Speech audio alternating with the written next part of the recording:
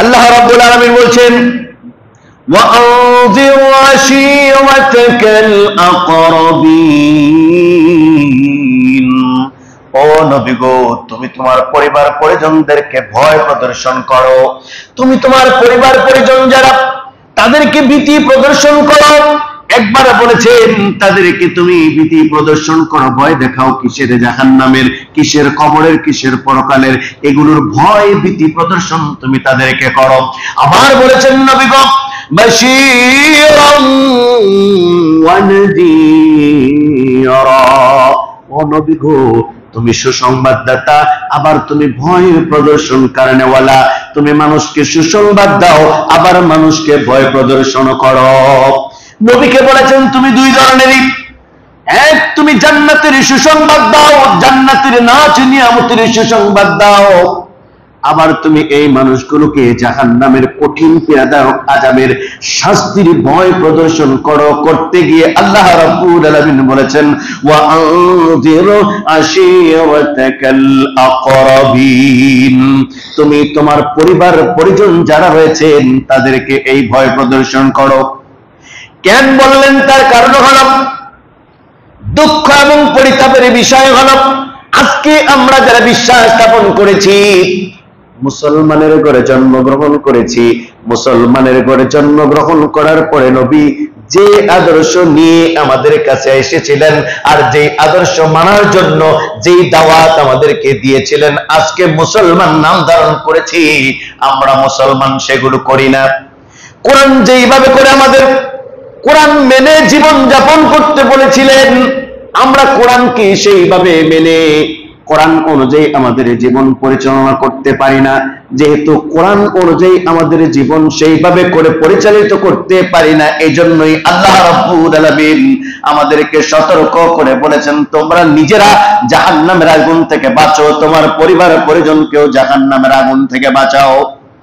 তাই তো মুসলমানের ঘরে জন্মগ্রহণ করার পরে মুসলমান নামাজ পড়ে না, মুসলমানের ঘরে জন্মগ্রহণ করার পরে মুসলমানের সন্তানেরা নামাজ না পড়াটারে অপরাধ মনে করে না, মুসলমানের সন্তানেরা মিথ্যা কথা বলা অপরাধ মনে করে না, মুসলমানের সন্তানেরা সুদ খাওয়া, ঘুষ খাওয়া, এই ধরনের হাজারো জেনা ব্যভিচারের মতো জঘন্য অপরাধ করাটাকে মুসলমানের সন্তানেরা অপরাধ মনে করে না।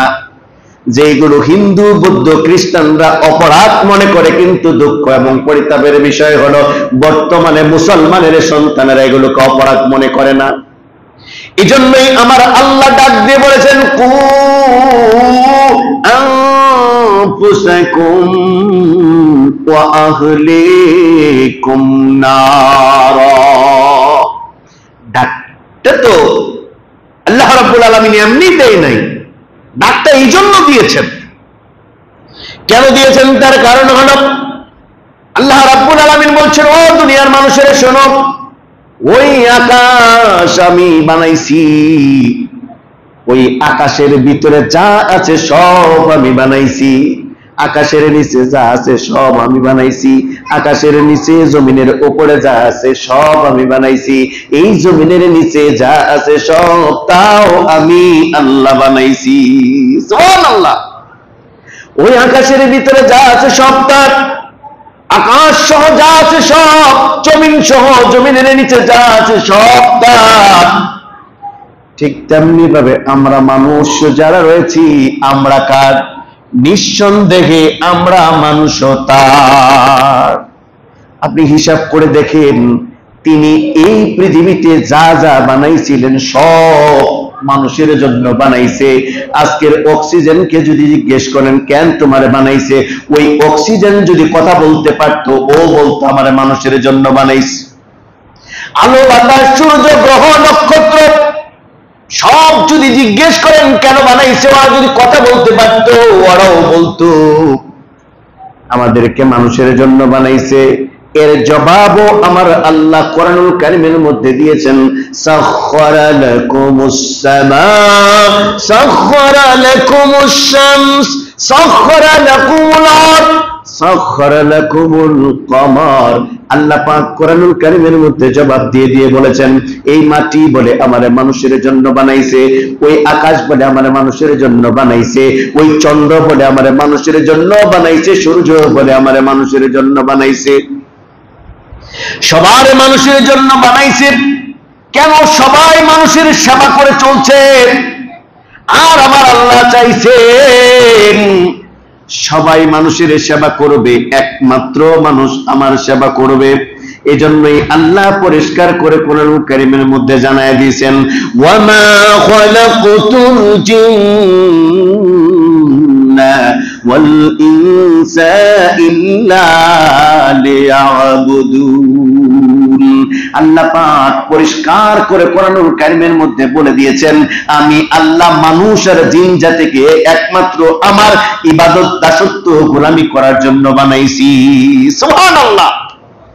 পৃথিবীতে যা আছে সব মানুষের খেদমত করার জন্য আল্লাহ বানাইছে, আর একমাত্র মানুষকে তার খেদমত করার জন্য বানাইছে। সুবহানাল্লাহ। কিন্তু আজকে দেখেন এই তামাম পৃথিবীতে যা আছে সব আল্লাহর হুকুম পালন করে মানুষের খেদমত করে চলছে। যেইভাবে করে বাতাস দেওয়া দরকার বাতাস দিয়ে যাচ্ছে, বাতাসের ভিতরে হাইড্রোজেন, অক্সিজেন এর কার্বন ডাই অক্সাইড যেইভাবে করে আমার আল্লাহ মিশিয়ে দিয়েছেন, বাতাস তাই দিয়ে যাচ্ছে। H2O আমার আল্লাহ কি সুন্দর বর্তমান সময়ে সাংস্কৃতিক ফর্মুলায় যেভাবে পানি, হাইড্রোজেন, অক্সিজেনের সমন্বয়ে আমার আল্লাহ পানি বানায় দিছে। পানিকে যেইভাবে করে মানুষের সেবা করতে বলেছে, পানি সেইভাবে করে মানুষের সেবা করে চলছে, কোনো ব্যতিক্রম নাই। অক্সিজেন যেইভাবে বলেছে সেইভাবেই চলছে, কোনো ব্যতিক্রম নাই। শুধুমাত্র ব্যতিক্রম হয়ে গেলাম আমরা, পরিবর্তন হয়ে গেলাম আমরা। কেন পরিবর্তন আর ব্যতিক্রম হয়ে গেলাম আমরা? তার কারণ হলো আমরা সবাই এখন দুনিয়াটাকে কামড়ায় ধরার কাজে ব্যস্ত। শুধু দুনিয়া চায়। পরকাল একেবারে আনসিন হয়ে গেছে, পরকাল আমাদের কাছে অদৃশ্য হয়ে গেছে। আমরা পরকালকে ভুলে গিয়েছি। তাই তো আমাদের কাছে সুন্দর সুন্দর কথাগুলো শুনতে ভালো লাগে, আমল করতে ভালো লাগে না। ভালো ভালো শুনতে ভালো লাগে, আমল করতে ভালো লাগে না। মুসলমানকে নামাজের কথা বলতে হয়, আফসোস। মুসলমানকে কোরআন শেখানোর কথা বলতে হয়, আফসোস। এই মুসলমানের সন্তানেরা কোরআন না শেখাটারও অপরাধ মনে করে না। তার মানে পরকাল আমাদের কাছে নাই, বিশ্বাস করে না। এই যে মানুষটারে আমার আল্লাহ বানাইলেন, আল্লাহ পাক কোরআনুল কারীমের মধ্যে বলে দিলেন, মিনহা খালাকনাকুম ওয়া ফিহা নুঈদুকুম ওয়া মিনহা নুখরিজুকুম তারাতান উখরা। আল্লাহ পাক বললেন, এই মাটি দিয়ে তোমারে বানাইছি। আমার পরিচয় হলো মাটি। এই মাটি দিয়েই আমারে বানাইছে। এই মাটির ভিতরে আমারে দাফন করবে, আবার এই মাটির থেকে আমাকে উত্তোলন করা হবে। আজকে শুধুমাত্র আমরা নগদ এই দুনিয়ার পিছনে মাটিটার এই কামড়ায় ধরতে ব্যস্ত হয়েছি, কিন্তু মাটিতেই আমাকে দাফন করে ছিন্ন ভিন্ন করে দেওয়া হবে, আমার কোনো অস্তিত্ব থাকবে না। আমরা এগুলো নিয়ে চিন্তা ভাবনা করি না, আমাদের পেরেশানির মধ্যে নাই। আল্লাহ فَكَيْفَ تَتَّقُونَ إِن كَفَرْتُمْ يَوْمًا يَجْعَلُ الْوِلْدَانَ شِيبًا। ও দুনিয়ার মানুষ, কি করে তোমরা আল্লাহকে অস্বীকার করো, প্রত্যাখ্যান করো? কেমনে করে করো? সেই দিনের হিসাব একটিবার মনে করে দেখো। যেই দিন তোমাকে পুনরুত্থান করা হবে, সেই দিনের ছোট ছোট বাচ্চাগুলো বয়সের কারণে বৃদ্ধ হয়ে যাবে, বৃদ্ধে পরিণত হয়ে যাবে। কে সেই দিন তোমাকে রক্ষা করবে? আজকে আমরা দুনিয়ার পিছনে হন্য হয়ে পাগল হয়ে ছুটছি, আর হন্য হয়ে পাগল হয়ে ছুটছি বলে জুমার দিনেও আজানের পূর্বে মসজিদে আসতে পারি না। মানে এত পেরেশানি আমাদের, জুমার দিনেও আজানের পূর্বে মসজিদে আসতে পারি না। আরে বাবা, জুমার দিনেও আজানের পূর্বে যদি আপনি মসজিদে আসতে না পারেন, আপনি সারা জীবন নামাজ পড়লেন, হাজিরা খাতায় নাম নাই। কোন কর্মচারী সারা মাস চাকরি করে, চাকরি করার পরে যদি সে একদিনও স্বাক্ষর না করে তাহলে তার বস তার বেতন দিবে না। সে যে চাকরি করছে তার প্রমাণ কি? তো চাকরি করার পরে যদি হাজিরা খাতায় স্বাক্ষর না থাকে তার যেমন বেতন পাওয়ার কোনো সম্ভাবনা নাই, ঠিক তেমনি ভাবে হাজিরা খাতায় যদি নাম না থাকে এই জুমার নামাজ দিয়ে পরকালে মাপ পাওয়ারও কোনো সম্ভাবনা নাই। আপনারা বুঝছেন কিনা জানি না। বলে হাজিরা খাতা কেমনে? জুমার নামাজের দিন ফেরেশতারা গেটের মধ্যে দাঁড়ায় হাজিরা লিখতে থাকেন। খুতবার আজান চালু হওয়ার সাথে সাথেই ফেরেশতারা হাজিরা খাতাটা বন্ধ করে দিয়ে মুসল্লিদের সাথে বসে খুতবা শোনে। আল্লাহু আকবার। তা আপনি আসলেন কখন? যখন ফেরেশতাদের হাজিরা খাতা বন্ধ হয়ে গেল তখন। এই হাজিরা খাতা কি মসজিদ কমিটির সভাপতি করে, সেক্রেটারি করে, ক্যাশিয়ার করে, ইমাম সাহেব, খতিব সাহেব করে? এই খাতা কে করে? আল্লাহর পক্ষ থেকে নাজিলকৃত ফেরেশতারা হাজিরা খাতা করে। তা আপনি যদি জুমার দিনেও আজানের পূর্বে মসজিদে আসতে না পারেন, কিয়ামতের ময়দানে আল্লাহকে কেমনে ডাক দিয়ে বলবেন যে আল্লাহ আমি তো কত গুনাহ করেছি শয়তানের ওয়াসওয়াসায় পড়ে, এর হিসাব তো দিয়ে শেষ করতে পারবো না, আর গুনাহগুলো যদি তুমি ধরো জান্নাত পাওয়ার তো কোনো সম্ভাবনাই নেই। কিন্তু তাকায় দেখো হাজিরা খাতা তো ইমাম সাহেব করছে না, মসজিদ কমিটির সভাপতি সেক্রেটারিও করছে না। হাজিরা খাতাটা যিনি করেছেন তিনি তোমার পক্ষ থেকে নাজিলকৃত ফেরেশতা। তাকায় দেখো ফেরেশতাদের হাজিরা খাতায় জুমার নামাজ আছে, ওই জুমার নামাজের উসিলায় হইল অন্তত আমারে মাফ করে দাও। এই কথাটাও তো বলতে পারবো না আমরা। আমরা এমন মুসল্লি হইছি যে জুমার দিনেও আজানের পূর্বে মসজিদে আসতে পারি না। আল্লাহ আমাদের মাফ করুক, বলেন আমিন। কেন পারি না? ওই একটাই, পরকালের কোনো ভয়, কোনো চিন্তা আমাদের নাই। পরকাল নিয়ে আমরা কোনো কাজ করি না। আমার মুসলমান ভাইরা, বন্ধুরা, আল্লাহর হাবিব বলেছে সেই ব্যক্তি হলো বুদ্ধিমান যে ব্যক্তি পরকাল নিয়ে চিন্তা করে, পরকালের জীবনটাকে সুন্দর করে সাজাবার চিন্তা করে। ওই ব্যক্তি বুদ্ধিমান। কবরের ভিতরে কেমনে আরামে থাকবে চিন্তা করে ওই ব্যক্তি বুদ্ধিমান। এই পৃথিবীতে ওই ব্যক্তি হলো বুদ্ধিমান যে ব্যক্তি তার কবর নিয়ে চিন্তা করে। দুনিয়ার সামান্য 40-50 বছরের জিন্দেগি সাজানোর জন্য পেরেশান হয়ে গেছি, আর পেরেশান হইতে গিয়ে কোনটা হালাল আর কোনটা হারামের চিন্তা করি না, নামাজের চিন্তা করি না, দাঁড়ে না, ইবাদত বন্দেগীর দাঁড়ে না। এই জন্যই আমার নবী হাদিসের মধ্যে বলেছেন, আন আবি হুরায়রা রাদিয়াল্লাহু তাআলা আনহু قال قال رسول الله صلى الله عليه وسلم يأتي على الناس زمان لا يبالي المرء ما أخذ منه من الحلال أم من حرام।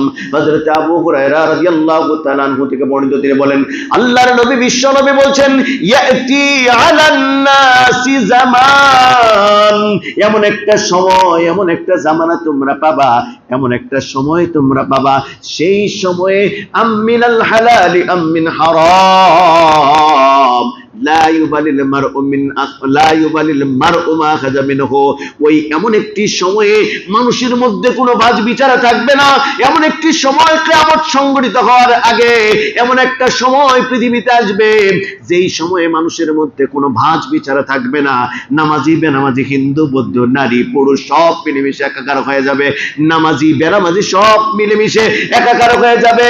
মানুষের মধ্যে কোনো ভাঁজ বিচার থাকবে না। সবাই যখন মিলেমিশে একাকার হয়ে যাবে, হিন্দু বৌদ্ধ ইহুদি নাসারা পশ্চিমা বিশ্ব এইভাবে করে সবাই মিলে মিশে যখন একাকার হয়ে যাবে, আল্লাহর হাবিব বলেছেন তখন মানুষের ভিতরে চিন্তা চেতনার পরিবর্তন হয়ে যাবে।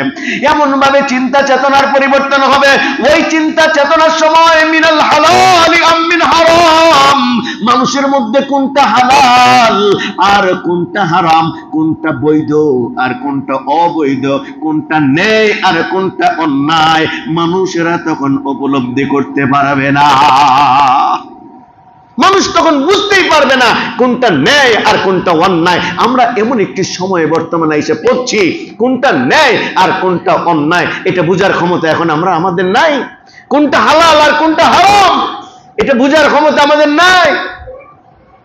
আমরা মনে করছি আজীবন এই পৃথিবী থাকবে, না না, যেই পৃথিবীটা সাজানোর জন্য আমরা ব্যস্ত হয়েছি এই পৃথিবীটা আজীবন থাকবে না। আল্লাহ রাব্বুল আলামিন কোরআনুল কারীমের মধ্যে বলেছেন, এমন একটা ঝাঁকুনি, এমন একটা কম্পমান পৃথিবীতে সৃষ্টি হবে, যেই ঝাঁকুনি আর কম্পমানে আজকের সাজানো এই মার্বেল টাইচ করা পৃথিবীটা, এই মোজাইক করা পৃথিবীটা, মোজাইক করা বাড়ি ঘরগুলো সব ভেঙে চুরে খান খান হয়ে যাবে। বিশ্বাস করি আর নাই করি, আল্লাহ পাক কোরআনুল কারীমের মধ্যে যা বলে দিয়েছেন, কুল্লু মান আলাইহা ফানিন ওয়া ইয়াবকা ওয়াজহু রাব্বিকা যুল জালালি ওয়াল ইকরাম। আল্লাহ পাক কোরআনুল কারীমের মধ্যে বলেছেন, হুল ইউনিভার্স উইল বি পেরিশ, সব ধ্বংস হয়ে যাবে, ভেঙে খানখান হয়ে যাবে। Only presence remind your Lord, কেবলমাত্র আপনার আমার আল্লাহ সেই দিন আমাদের সামনে দণ্ডায়মান থাকবে। যেই পৃথিবীটা সাজানোর জন্য এত পেরেশান হয়েছি, যেই দুনিয়াটা সাজানোর জন্য এত ব্যস্ত হয়েছি, এই দুনিয়াটা থাকবে না, সব ভেঙে খানখান হয়ে যাবে। আমরা বিশ্বাস করি আর নাই করি, তদানীন্তন সময়ের বিজ্ঞানীরা বিশ্বাস করে নাই আকাশ ভাঙবে না, জমিন ভাঙবে না, কালের আবর্তনে মানুষ আসে, এই মানুষও একদিন শেষ হয়ে যাবে, এটা তদানীন্তন সময়ের বিজ্ঞানীরা বিশ্বাস করে নাই। কিন্তু আজকের দুনিয়ার বিজ্ঞান ক্লোজ বিগ ব্যাং নামে এমন একটি ফর্মুলা আবিষ্কার করেছেন। তারা বলেছেন, না না, শুধু এক্সপেনশন হবে না, সম্প্রসারণ পৃথিবী হবে না, পৃথিবী শুধু সুন্দরী হবে না, পৃথিবী মার্বেল টাইসই শুধু হবে না, এই পৃথিবী ভেঙে খান খান হয়ে যাবে। আজকের বিজ্ঞানী সায়েন্টিস্ট ফ্রিম্যান নকশার মাধ্যমে সুন্দর করে তুলে ধরেছেন। তিনি বলেছেন, এই যে আমরা আমাদের মাথার উপরে বিশাল বিস্তীর্ণ আকাশটা দেখি, এটা কত বড়, কত বিশাল, জানার ক্ষমতা দুনিয়ার মানুষের নাই। আকাশ কত বড়, কত বিশাল, জানার ক্ষমতা দুনিয়ার মানুষের নাই। সূর্য পৃথিবীর চাইতে 13 লক্ষ গুণ বড়, এটারও দেখতে থালার মতো দেখা যায়। তো সূর্যটা যদি দেখতে থালার মতো দেখা যায়, তো যে বিশাল বিস্তীর্ণ আকাশ আমরা দেখতেছি, এইটা কত বড়, মাপার কোন যন্ত্র, কোন ফিতা দুনিয়াতে পৃথিবীতে নাই। এই বিস্তীর্ণ আকাশের পরে আবার বিস্তীর্ণ স্পেস, ফাঁকা শূন্য। এই বিশাল শূন্যের পরে এই আকাশটা যত বড়, তার চাইতে দ্বিতীয় আকাশ আল্লাহর নবী যেই দিন মেরাজ থেকে দুনিয়াতে এসেছিলেন, নবীজি বলেছেন, সাহারা মরুভূমির ভিতরে, সাহারা ধুধু মরুভূমির ভিতরে কেউ যদি হাতের থেকে একটা আংটি খুলে মরুভূমির ভিতরে ছেড়ে দেয়, বলতো দেখি মরুভূমির জায়গা কতটুকু দখল করবে? সাহাবীরা বললেন, কিচ্ছুই না। আল্লাহর হাবিব বললেন, সাহারার মরুভূমির ভিতরে যদি হাতের একটা আংটি ফেলে দিলে যদি দেখাই না যায়, দ্বিতীয় আকাশের তুলনায় প্রথম আকাশ সাহারা মরুভূমির প্রান্তরে ওই একটা হাতের আংটি ছেড়ে দেওয়ার মতো।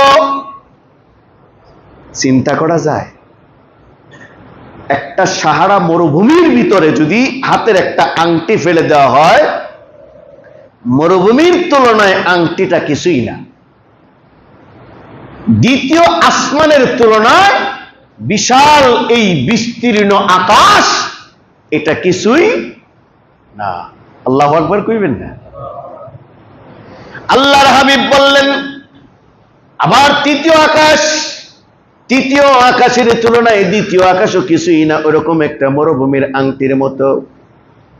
এরপরে চতুর্থ আকাশ, চতুর্থ আকাশের তুলনায় এরকম নবীজি বলেছেন তৃতীয় আকাশ কিছুই না, একটা আংটির মতো।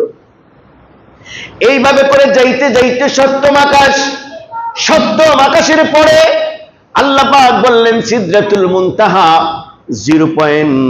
সেই 0 পয়েন্ট সিদরাতুল মুনতাহার তুলনায় সপ্তম আকাশও কিছুই না, একটা আংটির মতো। আল্লাহর সৃষ্টি কত বিশাল! সূর্য পৃথিবীর চাইতে 13 লক্ষ গুণ বড়। সূর্যের চাইতে হাজার নয় কোটি কোটি গুণ বড় একটা তারকা আছে, যার নাম হলো প্রক্সিমা। এই প্রক্সিমা তারকার ভিতরে যদি কোনো ব্যক্তি যাইতে চায়, অ্যাপোলো 11 এই পৃথিবীর সবচেয়ে দ্রুতগামী একটা যানবাহন, ভায়াগার, শুটুনি, স্পিস ভায়াগার, এরা ঘন্টায় ৩৯,০০০ কিলোমিটার যায়।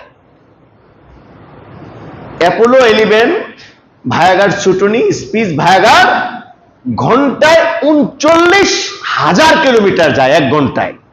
তো এরকম ৩৯,০০০ কিলোমিটার গতিতে যদি কোন যানবাহন প্রক্সিমা তারকায় যাইতে চায়, তাহলে তার ১,৫৬,০০০ বছর লাগবে।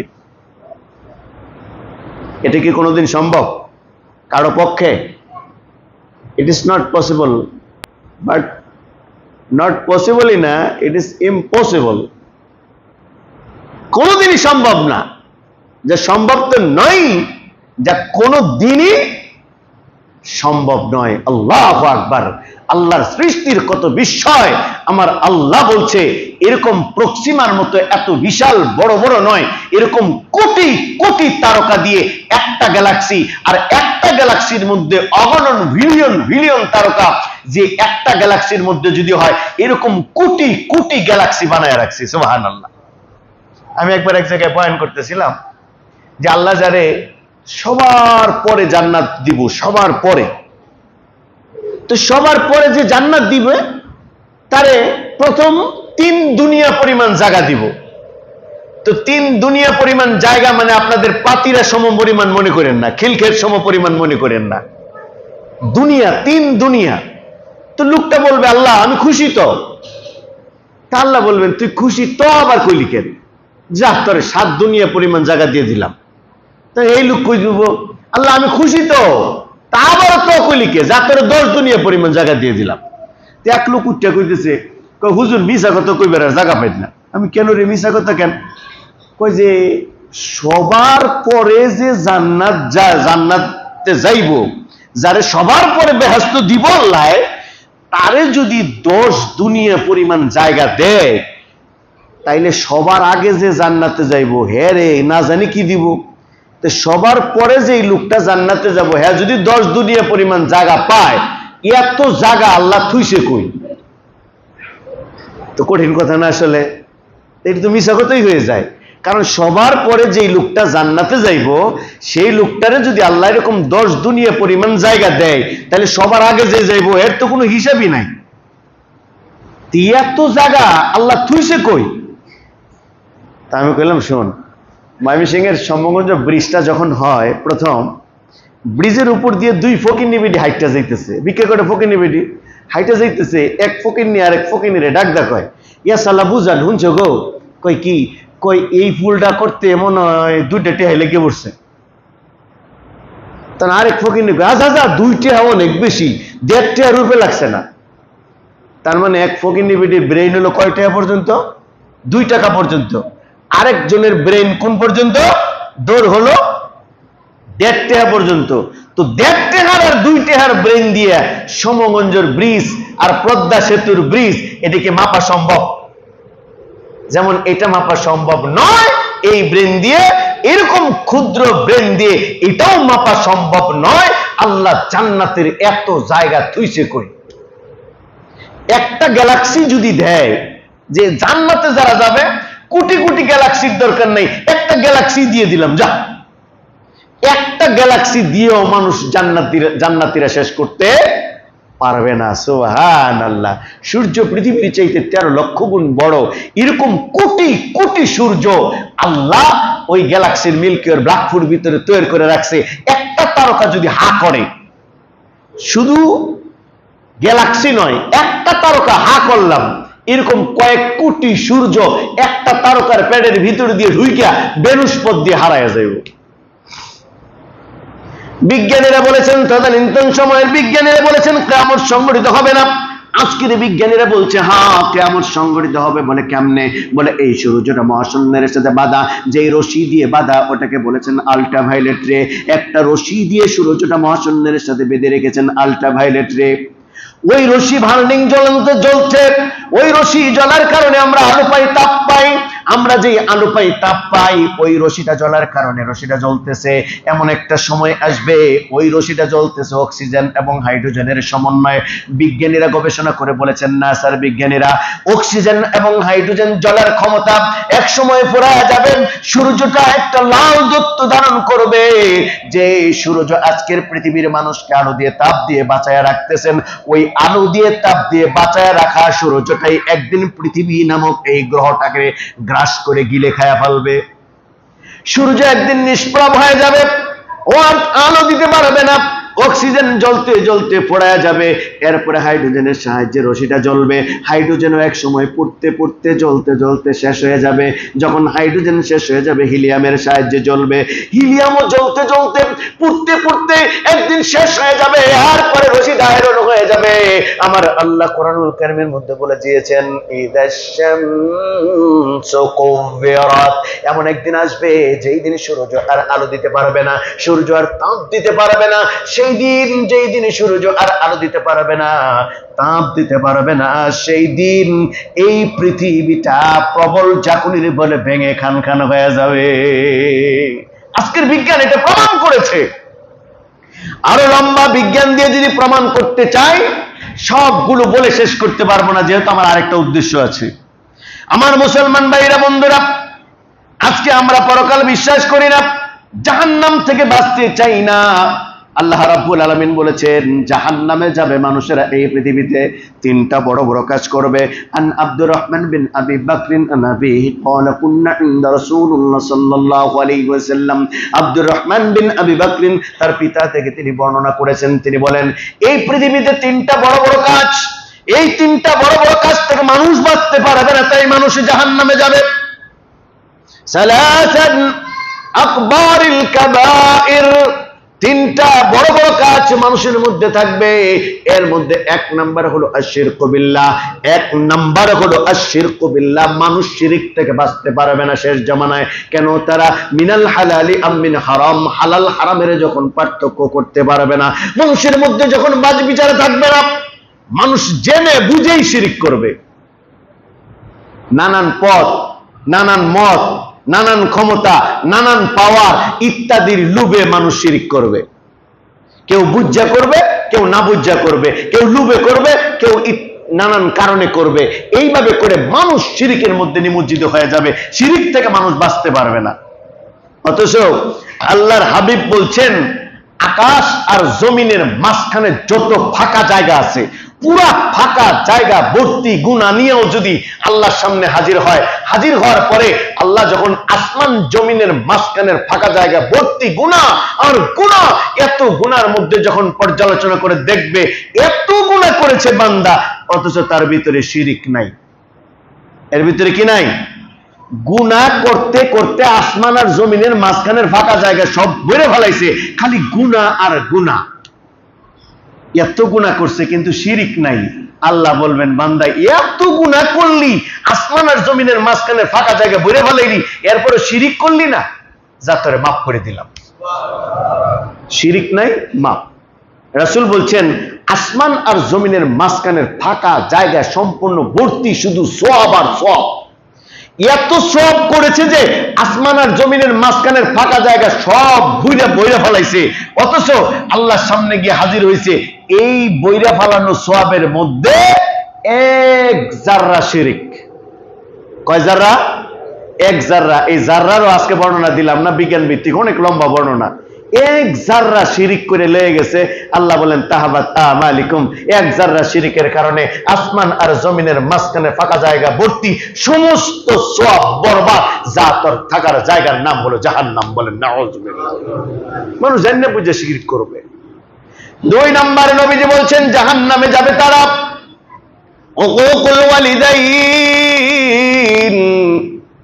পিতামাতার অবাধ্য হবে যারা, পিতামাতার অবাধ্য হবে যারা, জাহান্নামে যাবে তারা।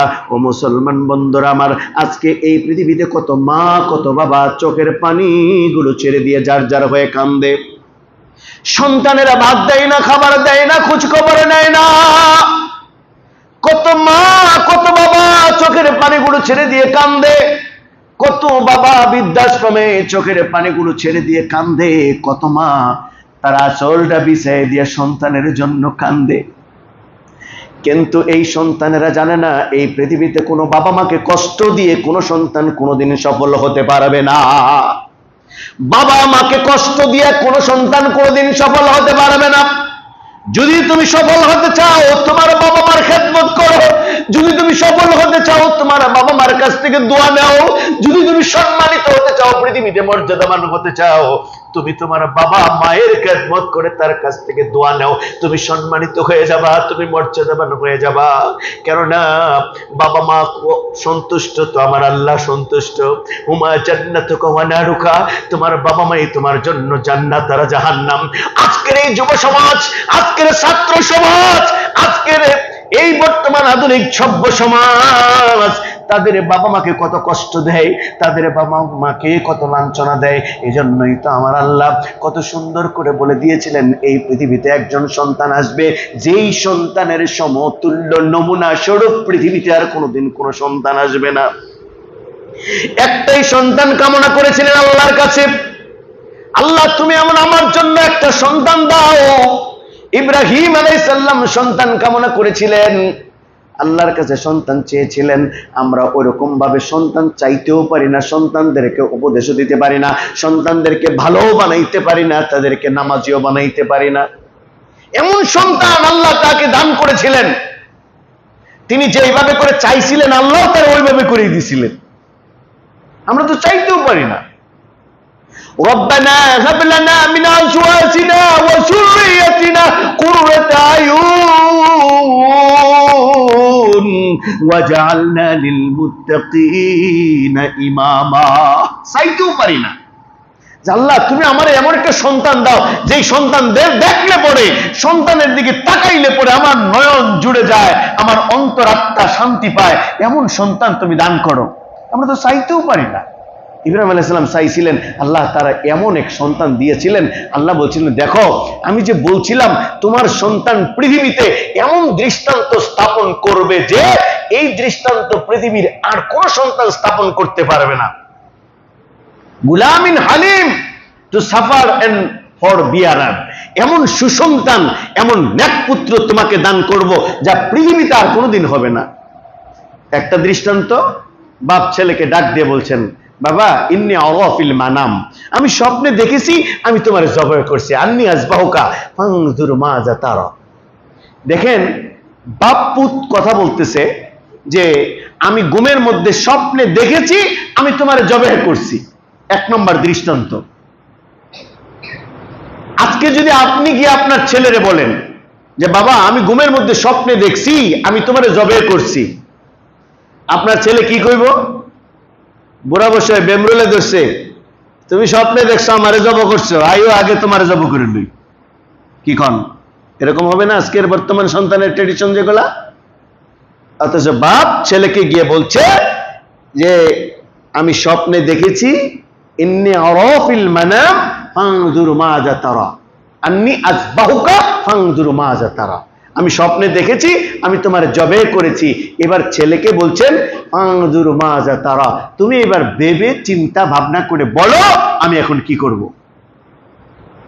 দেখেন ছেলেকে কিভাবে করে বাপ বলছে। ইচ্ছা করলে তিনি স্বপ্নে দেখেছেন, নবীদের স্বপ্ন এটাই সত্য, এটাই ওহী। নবীদের কোনো স্বপ্ন কোনোদিন মিথ্যা হয় না, কেননা নবীদেরকে শয়তান স্বপ্ন দেখাইতে পারে না। তো ছেলেকে ধরে নিয়ে তো ডাইরেক্ট জবে করতে পারতেন। তিনি স্বপ্নে দেখছেন, ছেলেকে তো জবে করতে পারতেন, কিন্তু তিনি তা করেন নাই। তিনি ছেলেকে বলছেন ফানজুরু মাযা তারা, ভেবে চিন্তা ভাবনা করে বলো আমি কি করব। সুবহানাল্লাহ। আল্লাহ রাব্বুল আলামিন বলেছিলেন ফাবাশশারনাহু বিগুলামিন হালিম, এমন সুসন্তান সুপুত্র তোমারে দান করব যা পৃথিবীতে এমন কোন সুসন্তান সুপুত্র আর কোনোদিন পৃথিবীতে আসবে না। তার এক নম্বর দৃষ্টান্ত, বাপ যখন বলল আমি তোমার স্বপ্নে দেখেছি ঘুমের মধ্যে তোমারে জবাই করেছি, এবার তুমি ভেবে চিন্তা করে কথাটা বলো। এবার ছেলেটা বলছে ক্বালা ইয়া আবাতি ফাআল মা তু'মারু সাতাজিদুনি ইনশাআল্লাহ মিনাস সাবিরিন। আল্লাহু আকবার। ছেলে বাপরে ডাক দিয়ে বলছে, বাবা তোমার যা আদেশ করা হয়েছে, তোমার যা ফরমান করা হয়েছে, তোমার যা নির্দেশ করা হয়েছে বাবা, তাই তুমি বাস্তবায়ন করো। আর তুমি মনে রাখবা আমার ধৈর্যশীলদের মধ্যে পাবা। আমি ধৈর্যশীল না, আমি ধৈর্যশীল না, তাহলে আমি অহংকারী হয়ে যাইতাম। বাবা এই পৃথিবীতে যারা ধৈর্য ধারণ করেছে তাদের মধ্যে তুমি আমারে পাবা। সুবহানাল্লাহ। এই হলো 1 নম্বর দৃষ্টান্ত। আজকে সময় নাই, 2 নম্বর দৃষ্টান্ত থাকলো অন্য কোনো দিন। আমার প্রিয় ভাইরা, এখন আসতেছে কুরবানি। আমরা অনেকেই নিয়ত করেছি কুরবানি করব, অনেকেই নিয়ত করেছি কুরবানি কি শেয়ারে করব না কুরবানি কি একা করব। 1 মিনিটে শেষ করে দিচ্ছি, নির্ধারিত সময়ের বাইরে যাব না। আমার প্রিয় ভাইরা, তো ইবাদত কবুলের প্রথম শর্তই হলো খাঁটি মুসলমান হওয়া, নামাজি হওয়া। যেই মুসলমান নামাজ পড়ে না সেই মুসলমানের তো মুসলমানই থাকে না। ইবাদত যদি কবুল হইতো, আল্লাহর হুকুম পুঙ্খানুপুঙ্খানুভাবে যদি পালন করত কাবিল, তাহলে কাবিলের কোরবানিও কবুল হইতো। হাবিলের কোরবানি কবুল হলো, কাবিলের কোরবানি কবুল হলো না। এই কথাই তো প্রমাণ করে সবার কোরবানি কবুল হবে না। কেন? কোরবানি কবুল করার জন্য, হওয়ার জন্য আগে খাঁটি মুসলমান হওয়া। 1, নিয়ত শুদ্ধ হতে হবে। 2, আমাকে পূর্ণাঙ্গ পরিপূর্ণ মুসলমান হতে হবে, নামাজি হতে হবে। আমরা শেয়ার তালাশ করি। আমি একজন নামাজি মানুষ আরেকজন বেনামাজি মানুষকে শেয়ারে নিয়ে কুরবানি দিচ্ছি, তো একজন বেনামাজি মানুষের কুরবানি কবুল হবে না, তার দলিল কাবিলের কুরবানি কবুল হয় নাই। একজন বেনামাজি মানুষের কুরবানি কবুল হবে না, তার দলিল কাবিলের কুরবানি কবুল হয় নাই। যদি কাবিলের কুরবানি কবুল হইতো তাহলে আজকের বেনামাজির কুরবানিও কবুল হইতো। আপনি নামাজি মানুষ, আপনি ইমানদার মানুষ, আপনি সৎ মানুষ, আপনি ভালো মানুষ, আপনি কুরবানি শেয়ার নিছেন কারে? একজন বেনামাজি। আপনি কুরবানি শেয়ার নিছেন কারে? একজন সুদ খায়। আপনি কুরবানি শেয়ার নিছেন কারে? একজন ঘুষ খায়। তো যে সুদ খায় তার কুরবানি হবে না, যে ঘুষ খায় তার কুরবানি হবে না, যে বেনামাজি তার কুরবানি হবে না। এই ধরনের লোক নিয়ে আপনি শেয়ারে কুরবানি দিলেন, আপনি যে নামাজি আপনার কুরবানিও বরবাদ, আপনার কুরবানিও কি বরবাদ। আমার বলা উচিত, আমি বলে গেলাম। আমি বহু দূর থেকে আইছি, আমি জানি না কিছু, ছোট মানুষ।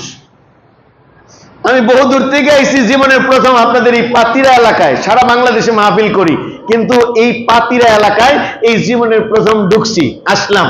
তো এই জন্য আমি নতুন মানুষ, এমন না যে আমি এখানে বক্তৃতা দিয়ে গেলাম, মসজিদে বাইরে আপনারা মারামারি শুরু করে দিবেন। আমার কাম এটা না। আমার কাজ হলো আমি বলে দিয়ে গেলাম, আপনার ব্রেনেরটা দিয়া, আপনার সূক্ষ্ম বুদ্ধিটা দিয়া একটু চিন্তা করবেন।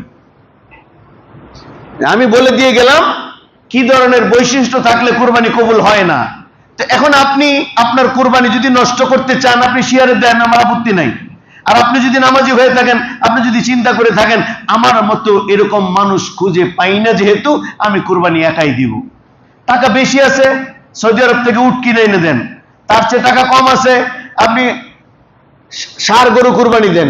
তার চেয়ে টাকা কম আছে, আপনি গাভী কুরবানি দেন। তার চেয়ে টাকা কম আছে, আপনি একটি বকরি কুরবানি দেন। তার চেয়ে টাকা কম আছে, আপনি একটা কি বলে বেড়া কুরবানি দেন।